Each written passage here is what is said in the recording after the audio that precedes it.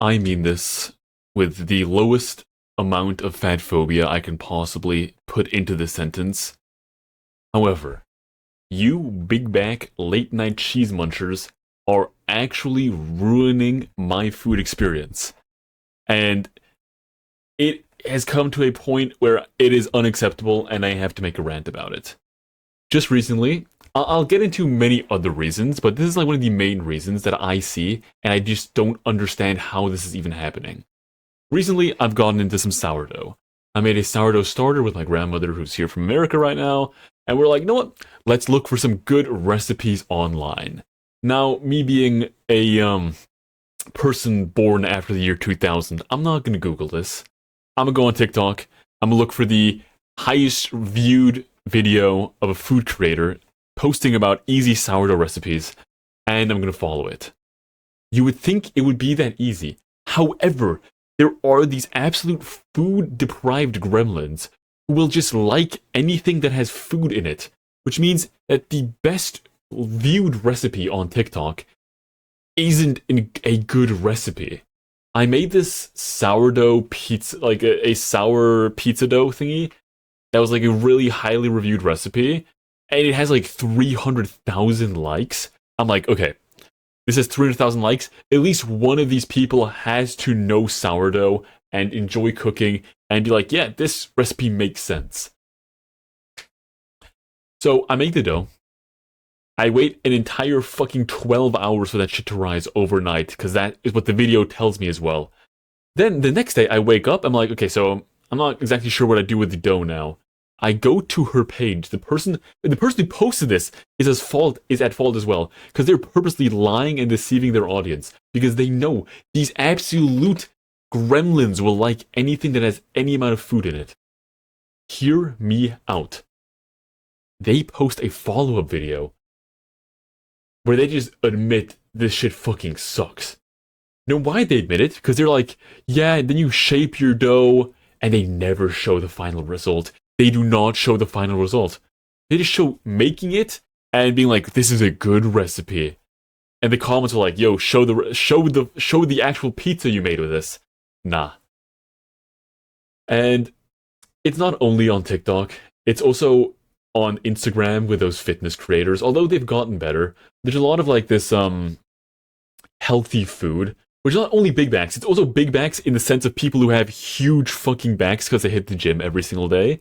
You guys are also ruining my food experience, because when I see, oh, this is a healthy meal with a lot of protein in it, it is some protein powder slop, where it's like, use these 7 simple ingredients that you have in your cupboard right now, and you can make the most delicious protein pancakes ever. And there's 2 sides to this. The one side is, yo, put a banana and some protein powder together and make pancakes, they're the best I've ever had. You make them, they fucking suck. The other side of this is, yo, use monk fruit 2.7% extract with some nutritional yeast you found like in Mongolia, has to be Mongolia sourced, and then also some spider eyeballs on the side. And it's always like, I never see recipes that are just like, yo, use any ingredient that exists in your household right now. You always have to order some crazy shit from these websites, and every single recipe is either insanely deep fried and tastes like shit because they want to make it look easy, or is an actual good recipe that you just can't find the stuff for because they've over-engineered it to such an insane point that it's just inaccessible to any normal human being. I had to get that off my chest. That was a bit of a ramble there, but you guys must understand what I mean. I mean, I'm not sure if you guys cook for yourselves yet, if you're that old. I'm not sure what my target audience is. I don't check my metrics on YouTube ever. But if you've ever cooked for yourself, you know it's pretty difficult to make something really good from scratch. I'm not talking about some spaghetti red sauce shit. I'm talking like, if you're making Greek chicken yogurt marinade with a sauce and some fresh bread or some shit, you cannot freestyle that. Just today, I freestyled an apple pie. But that's like an easy recipe, and it's supposed to be unhealthy. If you want something good, you need someone who actually has experience. And the people who are advertising themselves as having experience on these apps simply do not have it. And this is also a question for the people who make these videos. Well, no, I was going to ask why, but again, big backs. It really explains itself. And what truly annoys me about all these videos is they will have like 10,000 bookmarks or like 100,000 bookmarks of people who are saving these videos. So they want to make these recipes in the future. And I actually make these recipes. I enjoy making these recipes and like eating good food. The problem is the 10,000 people who've saved the video are not making that food. They never will make this food. They're just pushing this slop even further. I wish, and I think TikTok should really add this, or and any social media in general should add this. If you see someone making slop content, not even food related, I'm just like, oh, this is so good, but the recipe actually sucks.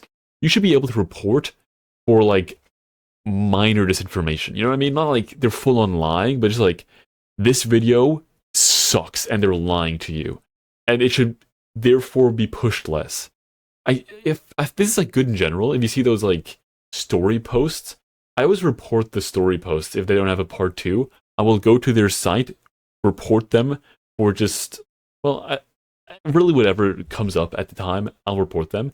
But there's not an actual good report button for those scammy like go to my part 2. Also, something I'm so annoyed about sourdough. I've actually killed off my sourdough starter now because I don't want to deal with it. However, every single sourdough video is like, go to my part 2 to find out how to actually make it. And you have to like search through their entire fucking thing to find part 2. Just post everything in one. Just do it. I don't care that you're gonna make double the money if you post 2 parts. Be a human for once in your life, please. And with that, I just have to say, if you enjoy watching stuff that has food in it, okay, like recipes, you don't have to like it. You can just watch it all the way through. The algorithm will know you are enjoying it.